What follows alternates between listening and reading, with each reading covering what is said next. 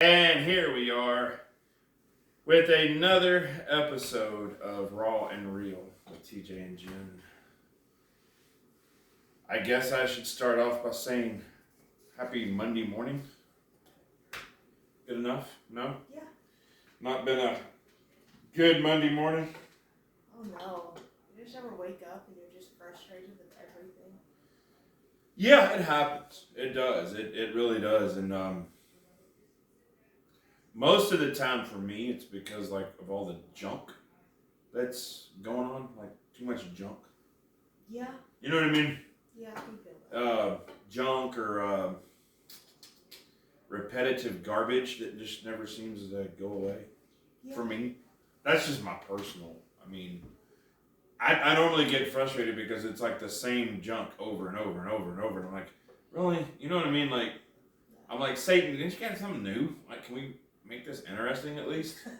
You know? I don't want anything new or interesting like that either, but. I mean, I get it, but I mean, at least if it's gonna be like, let's keep it fresh. I mean, daggone, the same attacks over and over. You just get tired of walking through that wilderness, so to speak, or I do. And yes. I'm not good with monotony. And they used to blame it on my ADD or whatever they said that they thought I had or whatever. I don't know, but I mean, why does it have to have a title? Like, why can't it just be I don't like monotony? I would not do well on an assembly line, cutting out the same part or putting the same part together. Or I think that's why I never made it in the oil field, because so many of those jobs, it's repetitive. Yeah. You know, my brain, for whatever reason, I have to challenge it every day. I have to have something new, and when I don't, I'm bored. Yeah. I don't know. I don't know.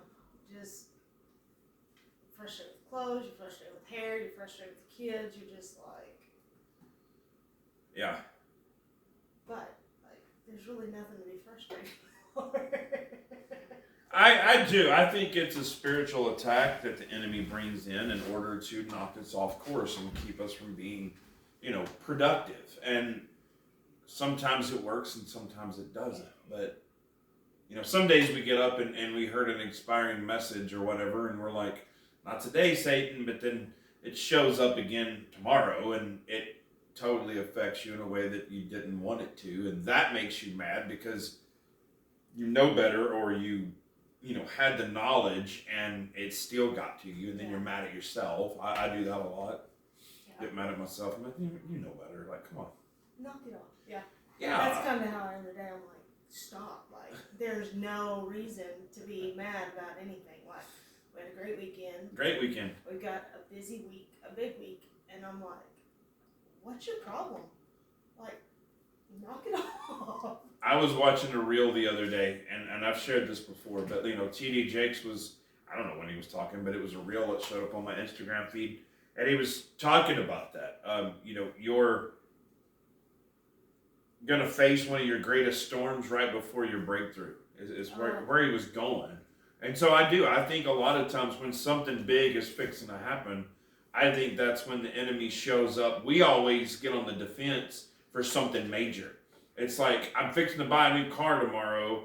The stock market or the banks better not crash because I need my financing. And so we're worried about that. And he comes in with something completely under the radar, something small and minute that messes up the whole plan. And it's like, I do. I believe that's why, where is it? Is it in Timothy, 1st or 2nd Timothy? I use them a lot. You think I would have them like memorized to the T, but I have used them so much that I get them crisscrossed. See, I'm already here in Peter instead of where I want to be in the T's. All the T's are together for those of you that don't know. Most of you are like, yeah, we already knew that, genius. But all the T's are together. I did. Thessalonians, Timothy's, Titus, they're all right there together. So, just a Ted Mosby factoid. That's an ongoing joke around the house. Anytime one of our kids comes up and says something factual or whatever, we're like, well, thank you, Ted Mosby. Those of you that are How I Met Your Mother fans.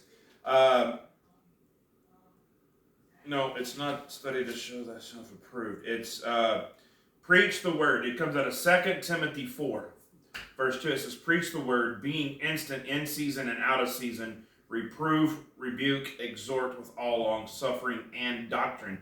And most people, they blow right past that. All right? They don't think anything about it. But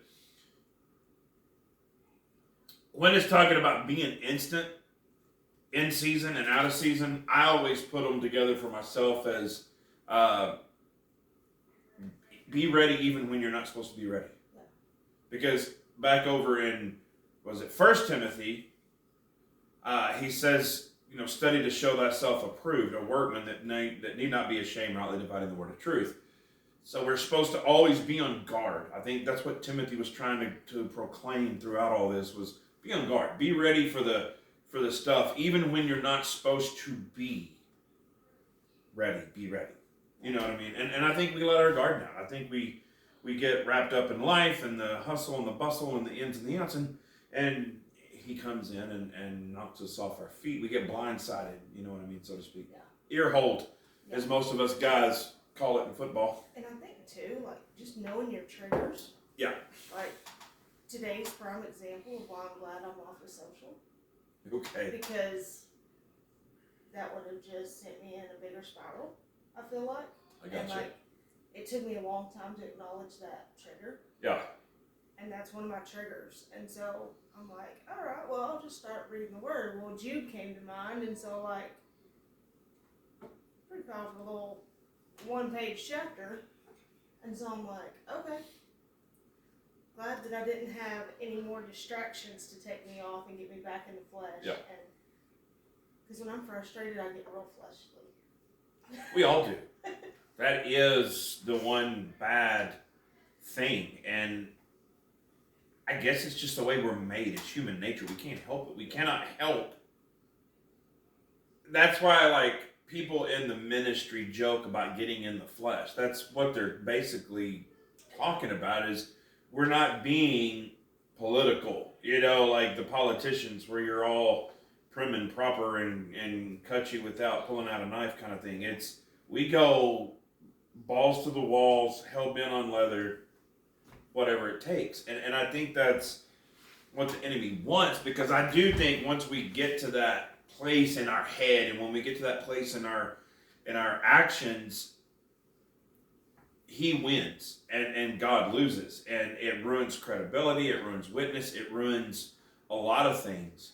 And he doesn't have to do something drastic to you. If he can get you off your game and get you to ruin credibility, then he's done his job. Because it's not only that, but there's things in your mind like, well, nobody's going to trust you now.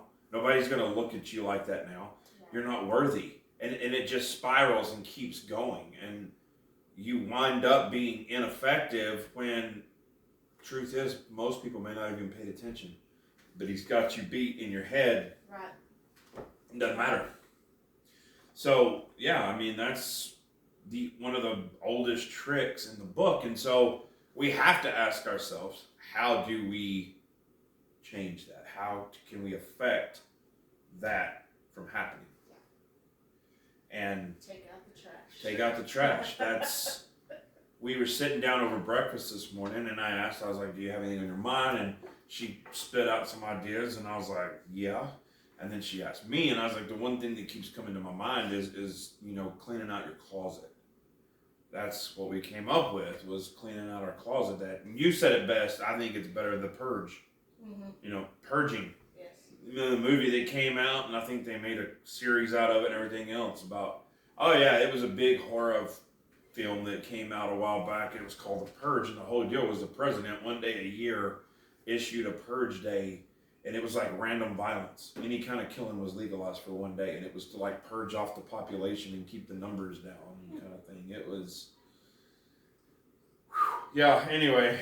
Fits right in with my frustration today. So, the purge, and I think it's a good topic with the holidays coming up, and I know we were getting Christmas decorations. We're a little late. Normally, this thing over here is the day of Thanksgiving, or right after Thanksgiving or November 1st. before Thanksgiving, we're getting Christmas stuff. I was like, can we just enjoy fall a little bit? Because Thanksgiving is probably my favorite holiday. I love to cook. I love to sit around like a family and play games and interact and, do things like that. It's just, I love it. I love all aspects of it. Especially for us, because for 5 or 6 years, maybe more, like we were kind of forced into our own family of 5 Thanksgiving because of work and everything else. And so it kind of became a tradition. Me and Braylee thinking about what meats we're going to throw together, and you and her getting this desserts going, and the classics and the oddballs and the this and the that. And so but we were getting holiday stuff out the other day over the weekend, putting it out before it's too late to even mess with it. And so I was like, do you want this? Nah. Do you want this? Nah. Yeah, we'll do that. And all the old Christmas decorations and all the junk, and we think about all the toys from Christmas past 10 years ago that our kids still have, and I'm like, you never touch it. Like, why is this still here? Why? Yeah, and so we get caught up in all the clutter and all the stuff, and then we see all this new stuff that we want to incorporate, because we've done that a lot. Changing our Christmas themes from year to year has been kind of an ongoing deal. So seeing all the new stuff and finding ourselves deciding what to keep and what to get rid of. And so like we needed to, in fact, that's what we're going to probably go start working on this afternoon, is purging out the cabin. Yeah. Well, finding Christmas, Mm-hmm. I was like, and then we were looking for something else that we had just thrown in a tote. And I'm like, why do we have this crap? And so you were looking for the Strong's Concordance. Yes. That's what you were looking. We have a smaller one that I bought years and years ago. It's tiny, but it's like a travel one. And that's what you were. And I'm like, okay, well, I don't even know some of that stuff. I don't even know whose it is. Yeah. I know. In your own storage facility, you don't know what's what or what goes to what or why you kept what. I mean, I'm not typically like a sentimental. You're not a hoarder or a sentimental person, like, no. I have a few things that are sentimental to me, like my grandfather's cowboy hats and like my dad's few little things, and like my other grandpa's like snuff can. Like those things were special to me, and that was it. It wasn't special to me just because it was in their house. Right. Like it has to have a pretty significant meaning for me to hold on to it. And I come from a family of pretty much hoarding. I mean, in most aspects, I'm proud that there's pride and heritage there. Like, we still have my grandmother's wedding china. It's displayed here in the house. Certain pieces of furniture date back, and they are important. My mom had a ton of stuff. Some of it we're still dealing with and going through. Like, we have my grandmother's first bedroom suit that she ever had when she was a child. You know what I mean? It's been in the family and used and still functional. And so when Mom passed, it was an all-out nightmare, because all the members of my family were like, well, don't get rid of that, do this, you got to keep that, like that's so-and-so's, and some of these people I knew, some I didn't, but I would ask them, like my grandmother, I asked her, she's like, well, you can't get rid of that, and I was like, well, do you want it? Trying to hint that, like, we don't have room for it with our stuff and Mom's stuff, like, we need to do something with it. No, I don't have room for it. So we were just supposed to store it, and like Christmas, my mom, speaking of which, and on topic, she had one side of her garage, probably 10-foot long, floor to ceiling Christmas decorations, wreaths, stuff that went in the house, ornaments. I absolutely think that was her favorite holiday. She went all out for Christmas. Well, my grandmother, forever and ever and ever, like, they started a series for me when I was born, but they didn't know about it the year I was born to get the one for my first Christmas, because I was born in the summer, they didn't know about it in time to get it, the first one, my actual birth year, date, you know what I mean? And so they started it after, the year after, and it was the Here Comes Santa series. And I have literally got one every single year since I was 1 year old. Well, the funny thing about it is my grandmother would buy her one and mom and dad one. So, not to mention, there was times when we would get stuff too. So we'd have like double the same ornament. Right. You know what I mean? And we have all this, and we're like, and like this year we went no ornaments, beautiful tree, lit, bare. I like it. I don't know. But it is time for us to go and purge the cabin and clean it out. And that kind of led me into our discussion today of renew and what all that really truly means, that renew. Because Isaiah 40:31 says, for those who wait upon the Lord, who expect, looking for, and hope in him, will gain new strength and renew their power. I like the way that is put in there. Will renew their power. They will lift up their wings and rise up close to God like eagles, rising toward the sun. They will run and not grow weary. They will walk and not grow tired. So, renew came to mind. I don't know why, but you think about purging and cleaning out and everything, and renewing things or whatever. I mean, well, I think that's why the enemy came in so strong on me this morning, is because I had made a conscious decision to change some things, like start my week off afresh. Yeah. Renew, I guess. That was our idea. Put into effect some things that I kind of let slack, that I hadn't been doing. Change my routine. It's kind of a busy week, and we have a lot going on, and so I wanted to be up, be prepared, be ready. And first thing this morning, I missed my alarm.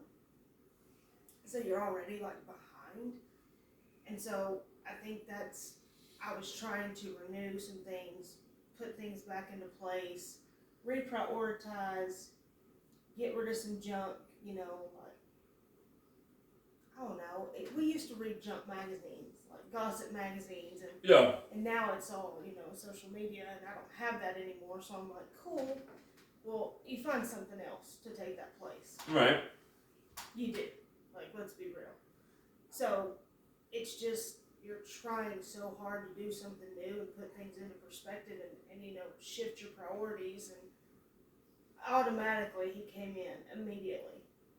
First thing this morning, oh, you're already late, so what's the point in doing that? You know what I mean? I gotcha. Well, you're already running late, so your day is basically ruined because of this, and it's just a spiral. That shocks me because I was die hard that way for so long. I had to be up by a certain time, have so much accomplished by a certain time. I was a legit, I guess you would almost say OCD kind of, you know what I mean?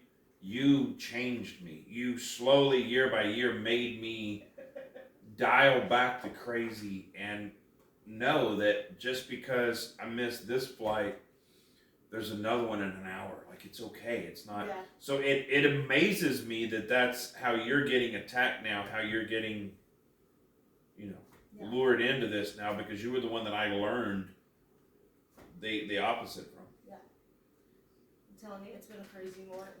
It's been wild. Gotcha. Well, maybe it's because I don't want to go clean out our. Maybe that's it. You don't want to go do that today? That's not on the agenda? It doesn't sound fun. It sounded fun the other day when I was frustrated with the situation because I couldn't find what I wanted. So I was like, okay, that's it. Today, we can go. So in other words, it may not happen today. No, it'll happen. I'll make myself go, but because it needs to be done. It needs to be done.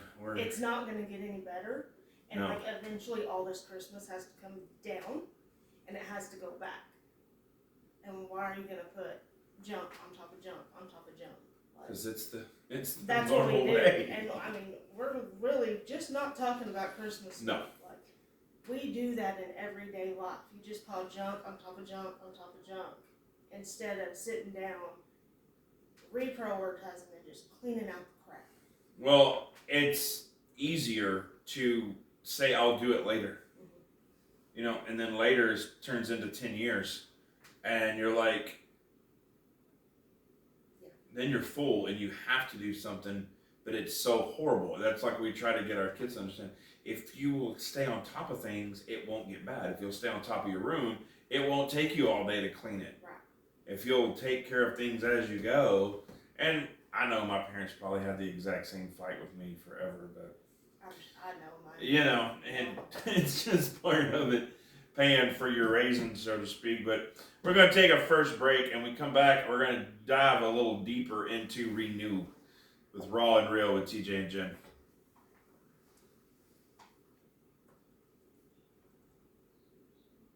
This one will be a lot easier with a shorter title.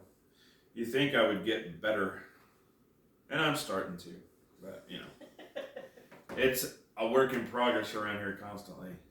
And we're back with Raw and Real with TJ and Jen, and we were talking about, you know, Isaiah talks about renewing our power, and I like the way it said that. That's why I always like to amplify it, and we have several different versions. You've got, with me, the King James Amplified Parallel, and then under that you've got what, the Message Bible? I think so. I'm just curious, does the Message Bible say anything any different? Where are you at? It'll be in Isaiah 40:31. Well, I'm switching over here to this next thing I want to bring up. I don't use this Bible much. I don't remember when you got it.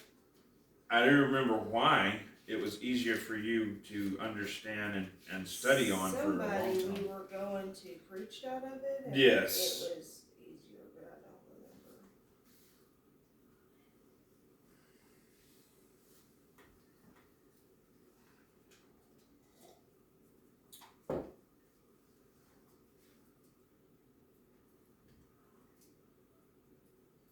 But anyway, while you're looking that up, you got to go back here.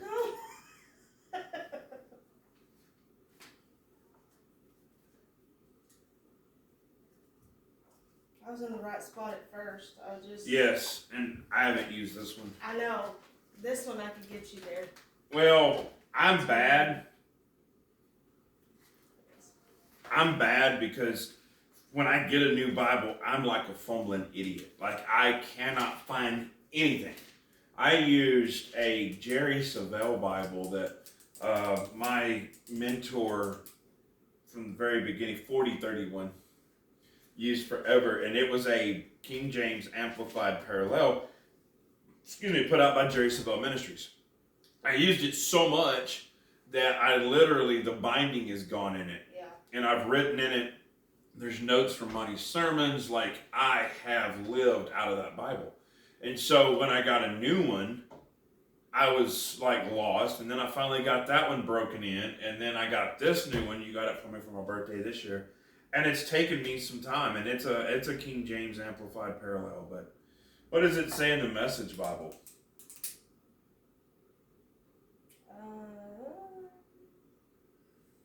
But those who wait upon God get fresh strength. They spread their wings and soar like eagles. They run and don't get tired. They walk and don't lag behind. Fresh strength.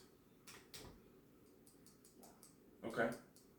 I always like different versions, and I know there's always a debate and a debacle about accurate translation and everything, and oh gosh, we've battled that for years, you know, hearing different sides and stuff, but they always say that the King James is the most correctly translated or closely translated or whatever, and I say that other than removing anything of God from the Bible, if there's a version that you can learn from better, by all means do it, because that's the bottom line, is getting closer to God and growing with God. And if there's something hindering you, it needs to be purged. Get it out of the way. If you cannot get anything out of the King James, the Amplified's easier, or the New King James, or the Message Bible, or the New Living Translation, or whatever, like, if it helps you, that's the most important thing. As long as it's not leaving out anything like the blood of Jesus or whatever. And so always double check that and whatever. Right. But moving on, whatever. And also, yes, if you don't have a Bible and you need one, let us know. We'll absolutely. get you one in your hands. Yeah. Quickly. Email us Yes. at quinteministries@gmail.com. Yeah. All you have to do is email us your address. That's it. I don't need to know circumstances. Nope. I don't need to know anything. But if you truly don't have a Bible and you need one, I'll get you one. we will get you one for sure. Anyway, go ahead. No, thank you. I mean, that's awesome. But I got to doing a little bit, and Isaiah's a good one, but Romans is a good one too. Romans, Paul writes to the church at Rome in chapter 12, verse 2. He says, "And be not conformed to this world, but be ye transformed by the renewing of your mind, that ye may prove what is that good and acceptable and perfect will of God." And that word renew keeps popping up and renewing. So I went and I did some digging. The actual renew word in Hebrew is, I'm probably going to mess this up, but it's chalaf. And you look at that, and that's according to the Strong's Concordance, reference number 2498. But it literally has a lot of different things. It's a primitive root word. Goes back to like hasting away, passing on, springing up, piercing, and another one that came in mount is change.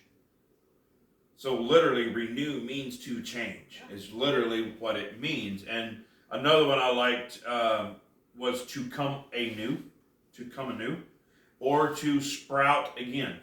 Oh, wow. So I think it's imperative that we understand that word renew. And Paul was literally talking to the Christian people. He didn't say go and make your minds new, i.e. the conversation he had a couple of chapters prior with the salvation of Jesus through Romans 10, 9, and 10. Right? We're not talking about salvation. We're talking about people that have already been through salvation, to renew, to make new again. Wow. Not just to become new. Because many times in here in the New Testament, that word is used, to become new. Become new, which means like a birth, a rebirth, like the salvation conversation. But he's actually talking to the church here at Rome, and he's telling them to quit being conformed by everybody's opinion around you. The Pharisees and the Sadducees, quit being controlled by the traditional ways, and renew your mind, renew your situation, renew it into something different. Clean out the old garbage, get that out of the way, and let's move into a new way of thinking. It's funny because you weren't in there with me this morning while I was getting dressed, but I was watching Jenna and Hoda, and T.D. Jakes was on there. And he was talking about that very thing. He was talking about keeping your circles small and weeding out the people that are not in your corner. Okay. And even if they're family or, they've been friends since kindergarten. Right. If they don't have your best interest at heart, and they're not guiding you towards Jesus, and they're not helping you renew yourself in every way, then it's time to shorten your circle. I'll write that one down. And so I thought that was interesting because both of us are pretty, I don't know if it's bad, I mean it's probably one of our downfalls, but is holding on to people that aren't meant to be in our circle. We have a lot of acquaintances, we have a lot of friends, but only only those in this small circle truly know what's going on, or truly, are our prayer warriors and the ones that we go to with things that are going on. Right. You're not broadcasting that to this outer circle, this outer Facebook, social media, you know what I mean? And so he was talking about weeding out and getting rid of the people that are not for you and not truly in your corner. And those aren't the people that are telling you you're doing a good job. Those Right. are the people that are telling you you're missing the mark, or this is not godly. They're the ones that are holding you truly accountable. Right. And they're the ones that are placing you at the feet of Jesus. And in turn, that made me think, am I doing that to our inner circle? Am I placing them at the feet of Jesus? Am I holding them accountable? Am I, truly leading them and guiding them to that point? Yes, I want to be there. I want to listen to you. I want to hear you. But I'm also not just going to tickle your ears. Right. Either. And so it was just talking about weeding out those people that are not truly for you. No, and when you said that, something just dawned on me that we, and stupid as it is, we saw it on a show last night as we were unwinding, and then you said it and it went off. But it is the things that we don't need to hear or that we don't want to hear are the things we need to hear the most. And when you said that, a light bulb went off, and that was on a show we were watching last night, describing somebody, but it's true. I mean, we need to constantly be put in check. Yeah. And I think that's where the cleaning out and the purging comes from, to me, the most in this is by getting rid of the stuff that's useless and just we think it's important, is actually the stuff that's holding us down and weighting us down. It's I mean, you think about it in reverence, to a sinking ship, or a ship that's, I think back to the Pirates of the Caribbean, and there's a specific part in there where they're trying to outrun another ship, and that ship is gaining on them because they're so weighted down with all the supplies and ammunition and things. And they start throwing stuff overboard to lighten the ship so that it'll go faster. And that's where I think about that when you were saying that was, not only does it help us in so many other areas, but by getting rid of the garbage, it stops slowing us down. Yeah. It stops holding us back. It stops holding us back and allows us the opportunity to to grow. That was one of the many definitions when I looked this up in the Strong's. It was talking about, a regrowth or growing. What was the other one that, to grow up or to pass on or away. Like, it allows us to actually grow and do better than we thought. And I know we had to deal with that a lot with both my mom and your dad. There were things that we had to, I guess more so with my mom, because she left us the house and we decided to move into it and fix it up or whatever. And so we had our stuff and her stuff. And so we had to decide really and truthfully, as hard as it was, what had to go and what we needed to keep. And a lot of stuff was shoved into storage because we were just trying to transition and didn't feel like messing with it. So we'd shove it out there out of the way, but it was not out of the way. It was really in the way still. And so we make things worse by not just dealing with it and purging the situation and getting on past the garbage. And I think this has been a problem all of our life. Yes. Because her passing away was not our first storage building incident. Mm-hmm. I mean, we've always been like, we'll just put it in storage. We'll just put it in storage. And we've had multiple storage facilities. And then eventually one day you have to go move all that stuff. Yeah. And then we're like, oh, we don't need it. We haven't even been to our storage building in a year. Right. We don't need it. We're not using it. So we've always kind of had that problem. And like now, we have our storage building that's full of crap. of ours, and then we have one for her stuff Right. that we don't know what to do with, because you don't want to just get rid of stuff. Right. But ultimately, like, I feel like we've always had that problem, and we've always had that problem with people. Like, we won't get rid of people because it's like they're just having a bad time, or they need us because they're not doing what they're supposed to be doing, or you feel bad for people. We've always had that problem. Well, I can't speak for everyone. I can speak for us, and we do hang on to people because we always, by nature, look at the best in them first and foremost. Even if there's really nothing there, we're trying to find it. And we've shared this before, in some other conversations that we've had on here, that my dad always said that I see the best in people until they prove me wrong. That's one of my downfalls. And it may be a downfall, or it may just be part of my creation. I don't know, but I do, and we do. And so we try to give people the benefit of the doubt. And sometimes we just have to understand that they're not going to do anything for us but bring us down. They're not going to do anything for us but slow us down. And they're keeping us from reaching our potential.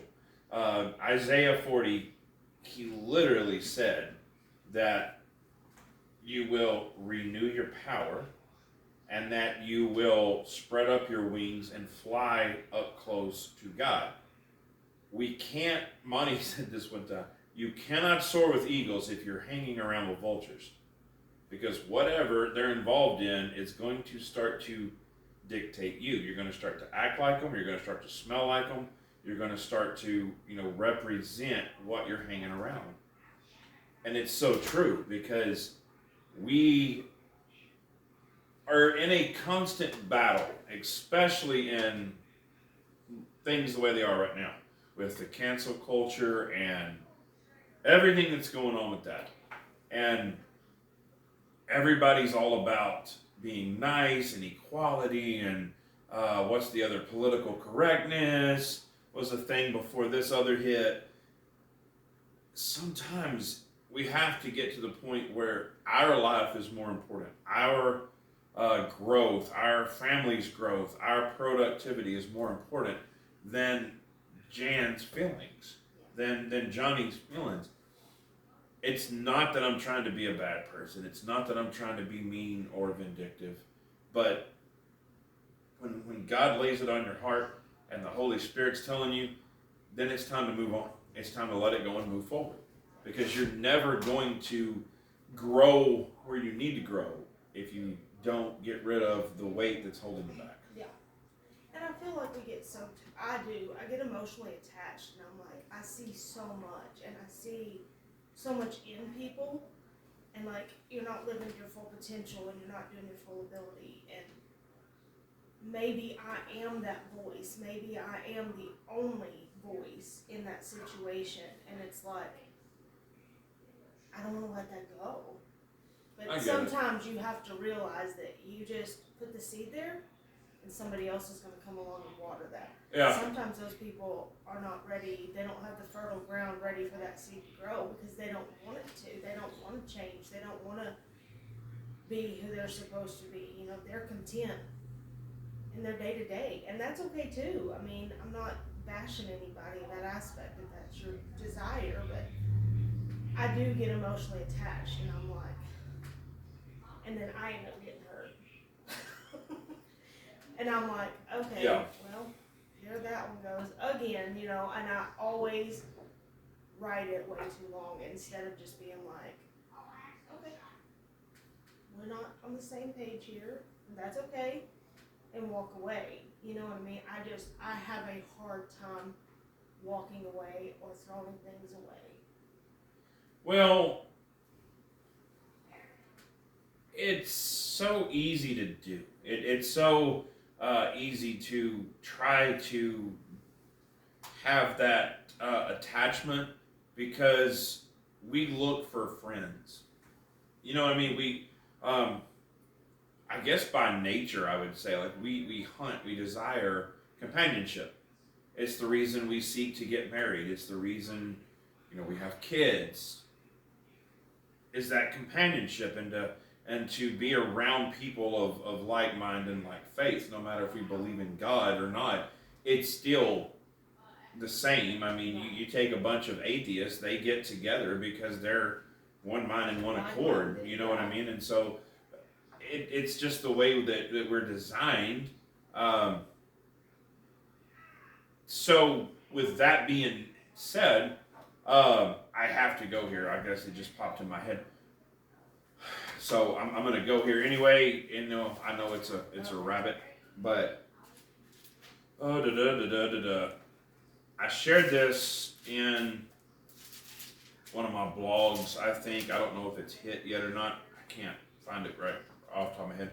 In Genesis, first part of Genesis in their middle, it literally talks about we are made in the image of God. And so it infuriates me when people say that, this or that when concerning things that don't tie into God, because it's very, very explicit and upfront in Genesis that we were made in the image of God.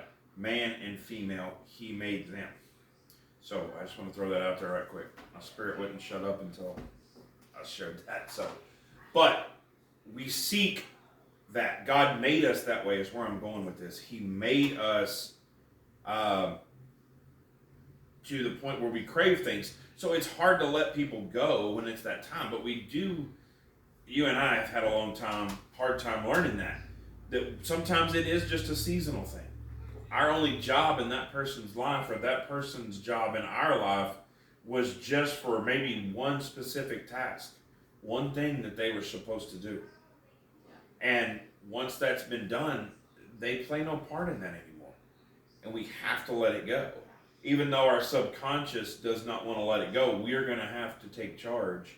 And I think that's exactly what Timothy was talking about when he was talking about, Paul, when he talked about renewed your mind.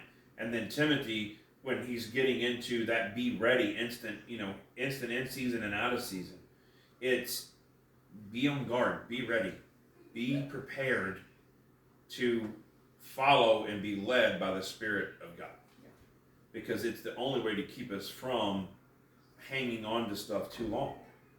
Well, we're going through that in a similar couple of situations right now. Like, okay, this didn't work out the way we thought it was going to. Uh-huh. Why were we placed in this situation? Right. And like yesterday, we both kind of got some revelation on that of why we were placed in this situation, and it makes sense now. Yes. But in that time when you're just like, I don't understand why I was here, and I thought I was supposed to do this big grandiose thing, and in the actuality of it, it was just a small, minute part that we played in that situation. Right. And that was all we were supposed to do. You weren't supposed to come in and steal the show, and you weren't supposed to come in and take it over, and you weren't supposed to come in and fix it and glue the cracks back together. You just had a small, minute part in that. Mind you, all those things are running through our head during all this. Yeah. Well, maybe this is it. Well, maybe that's it. Oh my God, I'm going crazy. Yes. Yeah. And the enemy just kept bringing in chaos and confusion over the entire situation. And then you stop and you're like, you're an idiot. You know where chaos and confusion comes from. Oh, why are you allowing this to continue to go on? Like, why are you letting this play in your head? Like, Right. You're just the devil's playground. That's all you're doing. You did your part. You did what you were supposed to do. This was it. There's nothing else about it. It's real simple. Like, where did you lose your simplicity at? And I'm going to put you on the spot today. Okay. What do you do in those situations where you've been in a situation where their fruit didn't line up? Mm-hmm. You're like, okay, it's definitely rotten fruit. I need to get out. And you get out. You do away with them, whatever. But they keep coming to your mind. Like, you cannot stop thinking about them. And you're like, did I let them down? Did I not finish my season? Did I not? We've been through that. Yeah. Recently. We go through it all the time. But I mean, we go through the part of, did I miss the boat? And I don't think it's wrong for us to first turn on yourself. I think it's good practice. As a person, I think it's good for your character. I think it's good for your soul. I think it's good. Basically, what it's showing me is that you're staying humble. You are never thinking more highly of yourself than you ought to think. You're staying humble. You're staying teachable and moldable, which is, to me, the top three elements for anybody trying to better themselves, whether you're talking about through God or in the natural. So looking at yourself is always good, but you must always have these few things on the ready. You must always look to yourself. You must always seek and ask God's direction, provision, wisdom, and knowledge. Isaiah 33:3 is God's phone number. That's the way Glenn used to say it, is call upon the Lord.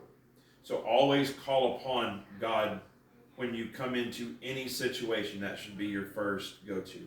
After you've looked to yourself and analyzed it and broken it down in your head, call upon God. Seek His wisdom. Ask Him for the wisdom. Ask Him for the knowledge. Ask Him for the next steps, because the steps of the righteous are ordered of God. So you got to be in tune to your spirit, man. Talking about, the fruits of the Spirit, I'll back up just a second and say it's important and imperative that you study those out in your Word, because without knowing the fruits of the Spirit, you're going to get caught up in that we used to, that Matthew 7 talks about in the first verse, where it says, judge ye not unless you be judged. For in the same manner you judge, that's the way you're going to be judged. It's not talking about the fruit of the Spirit. It's simply talking about like their salvation. And I don't think he's saved. I think, we're not supposed to do that. We're not supposed to criticize or critique somebody's level of, what would you say, loyalty, I guess, to God. Right. But we are to judge the fruits of the Spirit. We were taught this way when I was in ministry school. You look at them as a tree that produces fruit. Is their fruit something that you would go up and eat from? When you look at it, do you say, hey, I want that pear. That's an apple that's the best one on the tree. If it's not, then that should be a red flag. And, excuse me, so check yourself. Be in touch with God. That's when they keep coming to your mind, pray for them. Jesus said, pray for your enemies. Pray for those that seek to hurt you. And honestly, even by Christian code and Christian format, we are supposed to pray for our brothers and sisters that are out there. We're supposed to constantly be that preparation, that iron sharpens iron kind of scenario, where if you can't go to them, which would be my next step, pray for them and try to be there for them spiritually, because they're going through a spiritual battle. It's all completely spiritual. Everything, Paul said in 1 Corinthians 10, he said, verse 3, he said, the weapons of our warfare are not carnal, but mighty through the pulling down of strongholds. It's a spiritual battle. So then, as you're praying for them, and you try to go to them, try to reach out, text, phone call, email, something, try to reach out to them, try to, engage and be that iron that sharpens iron, and not to be a stumbling block for your brother, but rather be a step. Help him up, excuse me. So those are the first few places that I start when dealing with that kind of situation. Okay. What else you got? I was legit asking. Oh. Well, you said you're going to put me on the spot, so I figured you were trying to throw me a curveball and get me to swing and strike out. So no. Okay. I don't know. I mean, those are important. I mean, that's just off the top of my head. We didn't have any of that written down, but I mean, that's where I go. Those are the steps that I take, and And it's imperative that we are cordial when we go to them. I don't know. I mean, there's sometimes I know as a young Christian with a lot to learn, and I'm still got a lot to learn as a junior high type Christian, but it's imperative that we don't Bible bash. We don't come in there with the Bible beating them over the head, so to speak. That Glenn always said this: you can never be too heavenly minded that you're of no earthly good. You come in floating on air like the Dalai Lama, in a folded crisscross applesauce position, or whatever. Like, you're probably going to scare more people away than you're going to attract. And we have to be all things to all people. We have to be at a place where we can reach the most and do the most for the kingdom of God. And I have no doubt that that's why God literally sent Jesus here. If he came up with that way to bring salvation, surely he could have come up with any other way to do it. And I'm not saying there was a flaw. I'm saying just the opposite. It was perfect in multiple sense. He was to be the ultimate sacrifice, the lamb without blemish. They could find no fault in him. He was the perfect blood sacrifice to do what he came to do. But he also gave him a lot of time on this earth to walk around, be amongst the people. He was fishing. He was walking with them. He was teaching with them. He was being an example. And there's, a reason that everything transpired the way the Bible recalls it, the way it did. And it's just because he was to be a prime example of how we were to be as we went forth in this world.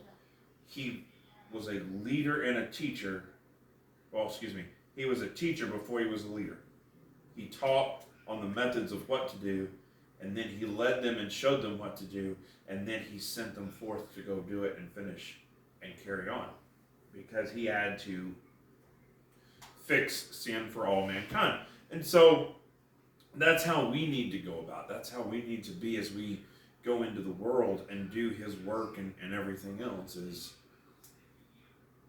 I think if we follow those steps like I was talking about, and there's maybe some more that I didn't get to, that I may have missed or whatever, but those are key, crucial points that I think will be beneficial in anything we encounter and anything we do. Well, I'm like talking about, Jesus, his circle was small. Yes, it was. He went It's out good. and reached millions, but his circle was small. That's good. Get your small group, get your group of people that back you and support you. I mean, a true small circle of true people. No, that's good. Wow. Having church on a Monday. Well, I needed something to get out of my funk, so maybe that's what I needed, was just some church. I don't know. I think it's imperative that we, get into as much God as we can on a daily basis, because life is overwhelming in itself. There's always kids and work and extracurricular stuff all the time. And there's no defining moment that just says, well, this is enough or that's enough. It's different for everybody. And without the proper preparation, without the proper refueling, I think we're just going to get to the point where we're out of gas. And it is made more apparent by the more garbage and junk that we have in our life. I mean, it's physics. I mean, look at it. If you load a boat down with 3 times what the motor's prepared for, it's going to take 3 times the gas. It's going to burn up gas 3 times as quick to get a short distance as it would with only one person in the boat driving at a normal speed. You know what I mean? It'll go longer. It'll outlast things. And that's what we do. You were talking about something a while ago, and why I thought about this, I don't know, but is the American culture And by that, I'm talking about literally Americans, the British, English, that group.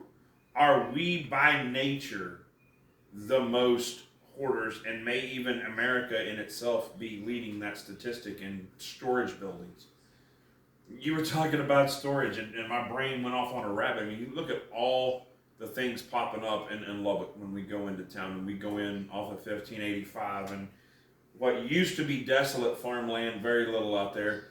Houses and schools are exploding, but on top of that, so are storage buildings. Yes. It is a multi-billion-dollar industry in Lubbock.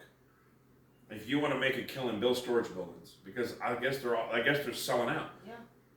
You don't see, when you see pictures of any kind of Asian type community, town, whatever. I mean, I know the Chinese even have a deal in play where they're only allowed so many kids, and it's, you know what I mean? Right. So I know they can't have an abundance of junk. Yeah. But Americans, it's just like, I know there's times my mom had 3 storage buildings. We are a materialistic nation. I mean, we are a materialistic people. Everything is materialistic. Like, they must be doing well off. They're driving $1,000 or $100,000 vehicle.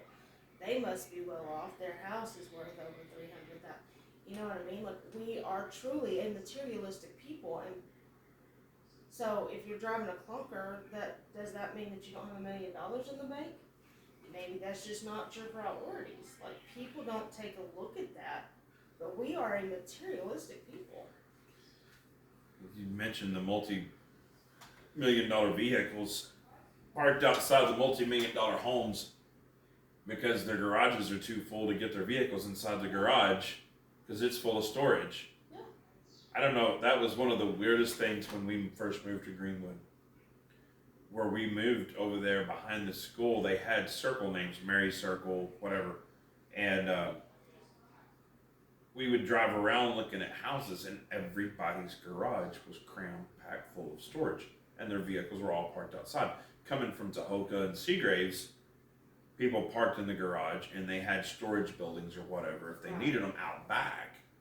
It was a culture shock for us. But yeah, we are very materialistic minded. And you were talking about social media earlier and being a hindrance or a downfall for you.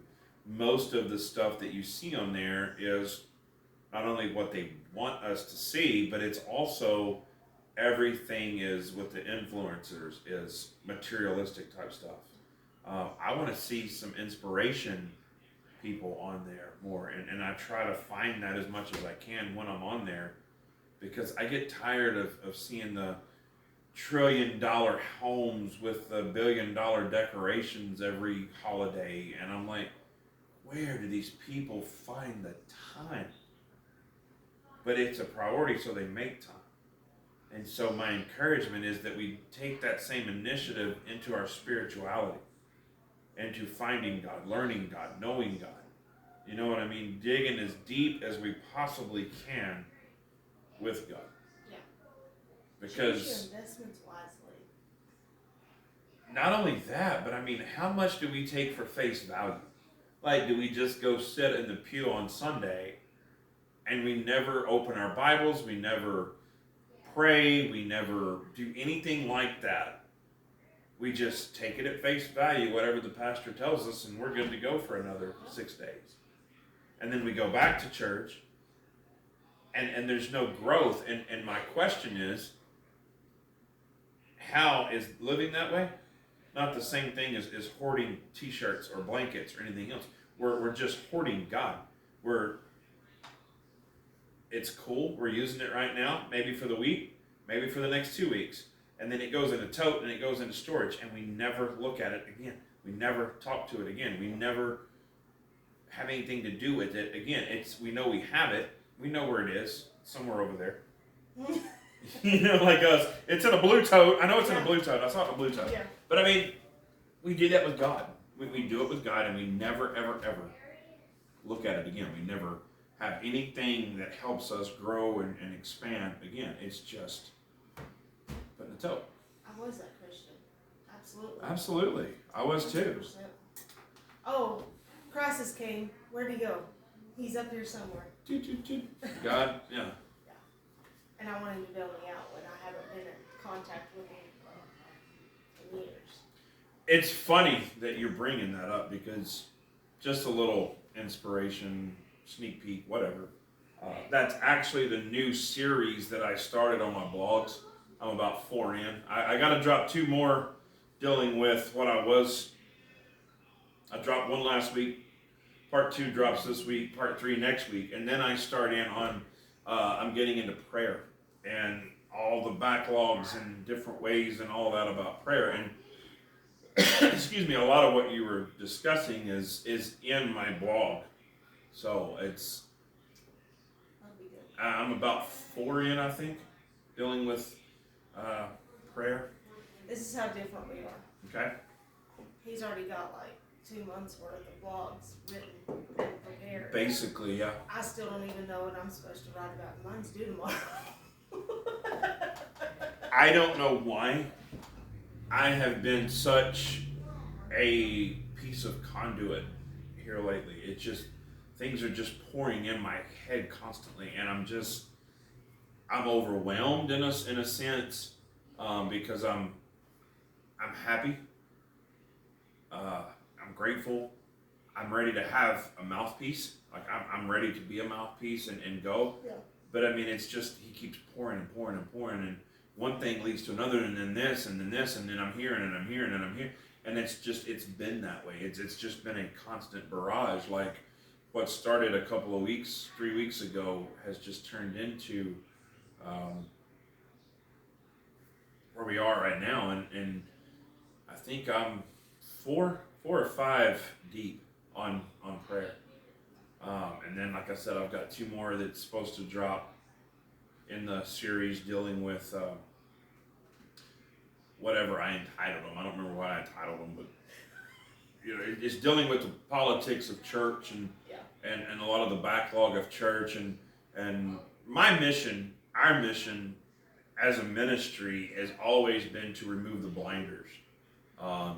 Really and truthfully, I'm not bashing any church, and I'm not here to say any denomination is wrong, because that's too vague. I think there are some incorrect teachings without blatantly calling them out as false doctrines or bad demonic people. That's not my place. That's God's job to do any kind of correction. But I want to put the information out there so that people can make the right choice for themselves. And that's what I'm trying to do through these blogs.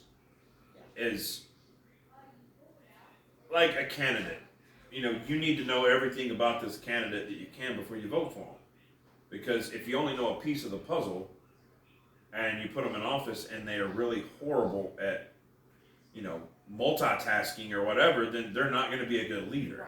So it's just more or less that. And I want people to have the knowledge, and I want the mysteries that Paul and so many of them talk about in the Bible to be out there, because that's what God wants. He wants the mysteries revealed, and the only way to do that is through knowledge. So that's just it. But anyway, we've gone way over, but we're always just led of God, and I don't really care. I mean, so you got anything else? Anything stirring?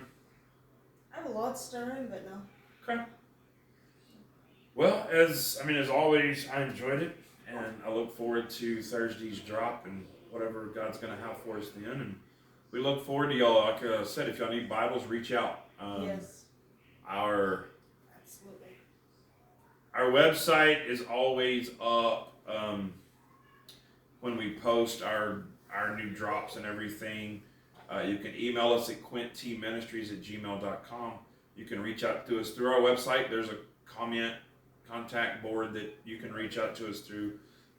Social media platforms, Quint T Ministries, Instagram, Facebook. You can DM us, or you can text either one of us, 806-438-8404, 806-438-9660. You can reach out. Those are our cells. Reach out to us and let us know what you need. Prayer requests, anything like that. We're here for you guys, and we love you guys. And I guess until next time, that'll do us here at Raw and Real. All right. All right, guys. Bye. Bye.